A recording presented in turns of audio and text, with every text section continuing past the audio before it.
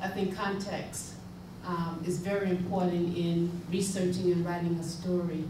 And if you're someone who hasn't lived that experience, it is definitely important that one studies and understands how to engage that experience so that when you are talking about a story as serious as the one that took place in Jena, Louisiana, that is not done in a simplistic way, that the complexities of the issue of race and culture are dealt with so that people don't find escapes in conversations of this sort by saying, well, throughout history, this is one of the aggravating things I saw on TV.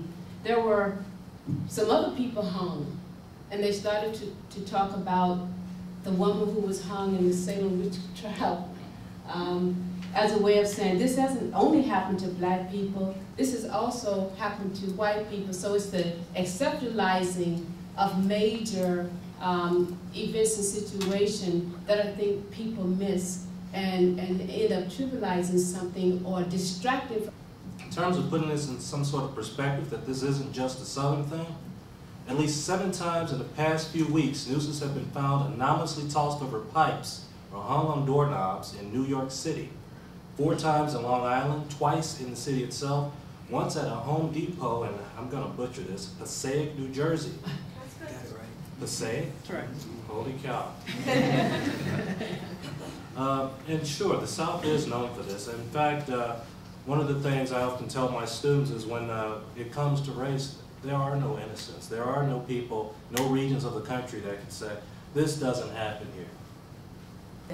This is not an isolated event that requires this, media frenzy, focus on the event, now we move on, to something else and sort of forget it happens until the next big event that sort of explodes. I think it's really important for journalists, even though they often have short amounts of time to do research, to sort of get the information that they need to do that. They need to get context. They need to be educated in a lot of different ways other than just how to write a good news story.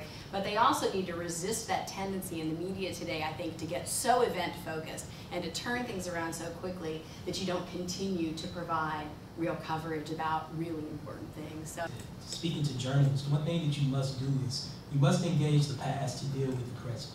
And I think that's something that oftentimes gets overlooked. And one of the best ways to do that is by coming to individuals such as the esteemed individuals on this panel and getting more of an expert perspective on what's really going on in order to put this in a historical context. So called totalitarian states of Eastern Europe and Asia. How do we reconcile a nation of second chances that is bleeding for or effusing the need to forgive Don Imus in the spirit of second chances when Michael Bell was about to go to prison for a schoolyard fight on attempted murder charges, and there was no weapon other than a gym shoe, and no one would have had a problem with it, which is why, as Lanier points out, this is still an ongoing problem, because once the state has the right to make a claim to your body, then society assumes that the state is operating in a non-biased